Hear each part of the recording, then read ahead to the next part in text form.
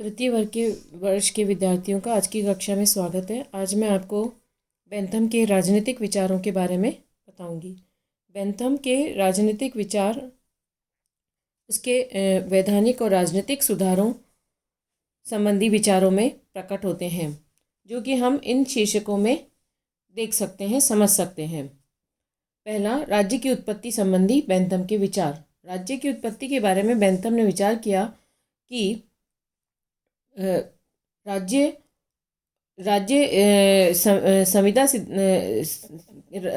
राज्य जो है वो संविदा सिद्धांत ना होकर उसके स्थान पर वर्तमान पीढ़ी के मानने के लिए उसको संविदा सिद्धांत को अलविदा कहना चाहता है। उसने संविदा सिद्धांत के आलोचना की और संविदा सिद्धांत के विरोध में अपने विचार प्रस्तुत किए। राज्य की उत्पत्ति के संबंध में संविदा सिद्धांत का खंडन करने के बाद बेंथम ने इस प्रश्न पर विचार किया कि राज्य की उत्पत्ति कैसे हुई।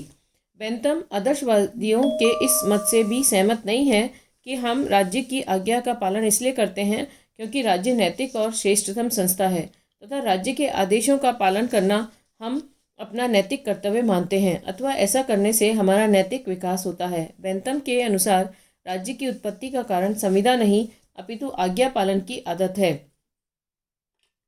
लोगों में आज्ञा पालन की आदत इसलिए आती है क्योंकि वह उपयोगी है और सामान्य सुख तथा हित को बढ़ाने वाली है।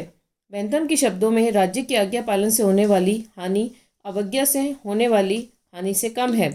इस प्रकार बेंथम का उपयोगिता सिद्धांत उसके राज्य की उत्पत्ति संबंधी विचारों का आधार है। जब व्यक्तियों की एक संख्या आदतन एक व्यक्ति या व्यक्ति समूह की आज्ञा पालन करती है तो वे व्यक्ति राजनीतिक समाज की रचना करते हैं।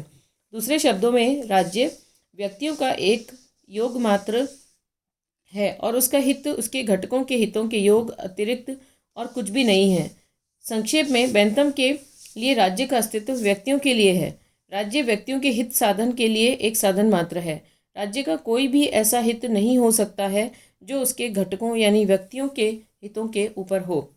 दूसरा, संप्रभुता संबंधी बेंथम के विचार।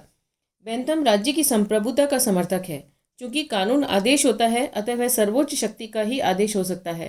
बेंथम की धारणा है कि राज्य का अस्तित्व तभी तक रह सकता है जब तक सर्वोच्च सत्ता की आज्ञा का पालन लोग स्वभावतः करते हैं। विधिक दृष्टि से बेंथम का संप्रभु निरपेक्ष एवं असीमित होता है। राज्य की संप्रभुता पर प्राकृतिक कानून एवं प्राकृतिक अधिकार द्वारा कोई बंधन नहीं लगाया जा सकता। तथापि बेंथम का संप्रभु निरंकुश नहीं है। बेंथम के अनुसार व्यक्ति उसी सीमा तक संप्रभु की आज्ञा का पालन और कानून की आज्ञा का पालन कर सकते हैं जिस सीमा तक वैसा करना उनके हित में लाभदायक और उपयोगी होता है। यदि संप्रभु के आदेश व्यक्तियों के लिए उपयोगी न हो तो उनका यह दायित्व हो जाता है कि वे उसका प्रतिरोध करें।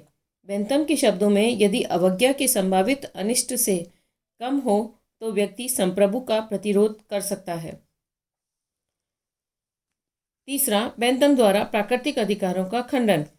जिस समय बेंथम एक विचारक के रूप में उभर रहे थे उस समय प्राकृतिक अधिकार सिद्धांत का बोलबाला था। थॉमस पेन और गॉडविन जैसे विचारकों ने प्राकृतिक अधिकारों पर बहुत बल दिया था।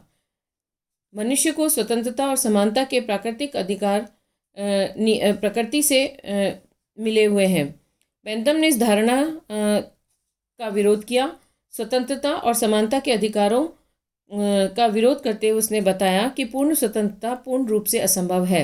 पूर्ण स्वतंत्रता पूर्ण रूप से असंभव है क्योंकि पूर्ण स्वतंत्रता प्रत्येक प्रकार की सरकार की सत्ता की प्रत्यक्ष विरोधी होती है। अतः उसने प्राकृतिक अधिकारों को केवल एक कमी के रूप में बताया।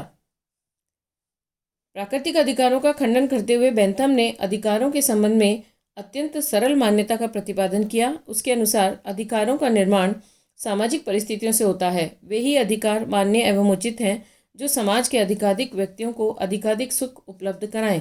बेंथम के शब्दों में अधिकार मानव के सुखमय जीवन के नियम हैं जिन्हें राज्य के कानूनों द्वारा मान्यता प्रदान की जाती है। अधिकारों के प्राकृतिक स्वरूप को अस्वीकार करते हुए बेंथम ने उनके सामाजिक और वैधानिक स्वरूप पर बल दिया। उसने अधिकारों के दो प्रकार बताए, कानूनी अधिकार और नैतिक अधिकार। कानूनी अधिकार मानव के बाह्य आचरण को और नैतिक अधिकार उसके आंतरिक आचरण को नियंत्रित करते हैं। बेंथम सिर्फ अधिकारों की ही चर्चा नहीं करता, वह कर्तव्यों पर भी बल देता है, क्योंकि उसके अनुसार कर्तव्य रहित अधिकारी निष्प्राण और महत्वहीन है। इस प्रकार बेंथम के अनुसार प्राकृतिक अधिकारों का सिद्धांत बिल्कुल उचित नहीं है। अधिकारों का मूल आधार उपयोगिता है। अधिकार कानून की देन है, न कि प्रकृति की। तीसरा अगला राजनीतिक विचार हम बेंथम का देखेंगे, शासन संबंधी विचार। बेंथम राज्य और शासन के मध्य अंतर करता है। उसके अनुसार राज्य संपूर्ण जन समुदाय है। राज्य की सत्ता कानून निर्माण की अंतिम शक्ति रखती है और सरकार राज्य के अंतर्गत वह छोटा सा संगठन है जो राज्य की इच्छा यानी कानून या उद्देश्य को क्रियान्वित करता है। बेंथम शासन प्रणाली के प्रकार के संबंध में विशेष विचार प्रस्तुत नहीं करता है। उसके अनुसार शासन का कोई भी प्रकार हो, उसका आधार सिद्धांत अधिकतम लोगों का अधिकतम सुख होना चाहिए। उसने उपयोगिता की कसौटी पर विभिन्न शासन प्रणालियों की जांच करते हुए गणतंत्रीय शासन प्रणाली का समर्थन किया है। उसके अनुसार राजतंत्र शक्तिशाली शासन है, किंतु उसमें राजा का हित सर्वोपरि हो जाता है। कुलीन तंत्र गुणी और अनुभवी लोगों का शासन तो है, किंतु उसमें भी सर्वाधिक व्यक्तियों के सर्वाधिक सुख के सिद्धांत की पालना नहीं होती है। अतः वह इस संसार को गणतंत्रों का जाल बिछाकर अच्छा बनाने की आशा करता था।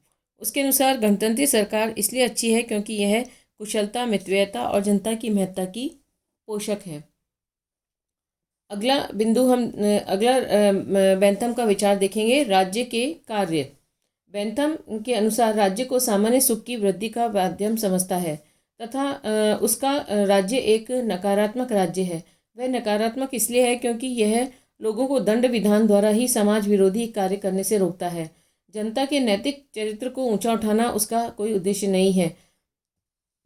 बेंथम राज्य को सकारात्मक कार्य नहीं सौंपता, अतः उसका राज्य व्यक्तिवादी है। इसलिए कैटलीन उसके दर्शन को व्यक्तिवादी और लेजर फेयर का सिद्धांत कहकर पुकारता है। कानून संबंधी विचार। बेंथम के अनुसार राज्य एक विधि निर्माता निकाय है और कानून संप्रभु के आदेश हैं। संप्रभु की इच्छा कानून के रूप में प्रकट होती है, इसलिए उसका पालन होता है। वह यह भी कहता है कि कानूनों का पालन करना प्रत्येक नागरिक का कर्तव्य है, क्योंकि ये इस आज्ञा पालन में ही उसकी और सबकी भलाई निहित है। कानून की परिभाषा करते हुए बेंथम कहता है कि कानून संप्रभु की इच्छा के आदेशों की तरह अभिव्यक्तिकरण है।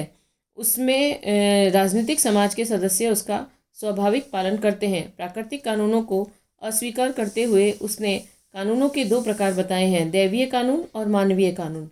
दैवीय कानून रहस्यमय और ज्ञानातीत होते हैं, उनका स्वरूप भी निश्चित नहीं है, अतः मानवीय कानून का निश्चित रूप राज्य के लिए आवश्यक है। उसने यह भी प्रतिपादित किया है कि प्रत्येक कानून का आधार उपयोगिता है। यदि कोई कानून समाज का हित साधन करने में असफल रहता है तो वह कानून नहीं रहता।